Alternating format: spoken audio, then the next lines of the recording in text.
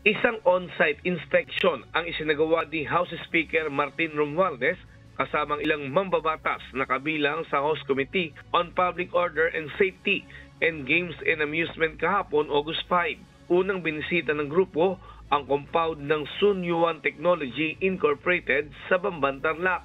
Kasunod naman ay ang compound ng Lucky South 99 sa Porac, Pampanga, kung saan nadatnan ng grupo ang mga Chinese military uniforms, torture equipment at ilang used at unused na SIM cards na kasama sa mga nakumpiska sa isinagawang raid na pinangunahan ni Presidential Anti-Organized Crime Commission o PAOK.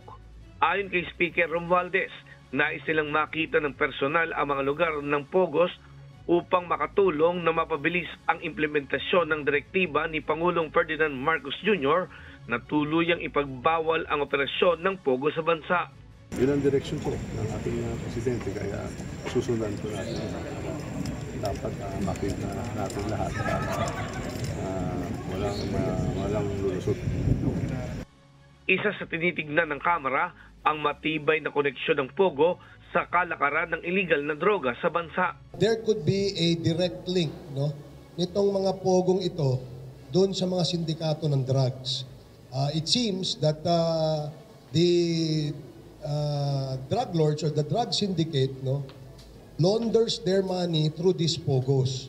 Bakit natin nasabi yon? Kasi merong mga corporations that are registered where the incorporators of these corporations are the same incorporators of the owner of a warehouse na merong nakitang drugs.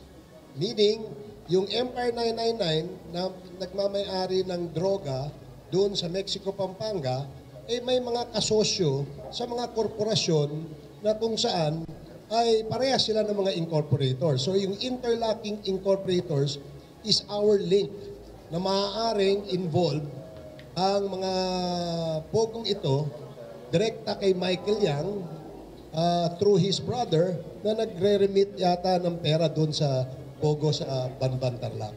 Matapos ang press conference, tumuloy ang mga mambabata sa isa pang Pogo compound ng Empire 999 Realty Corporation sa Barangay San Jose Malino sa Mexico, Pampanga.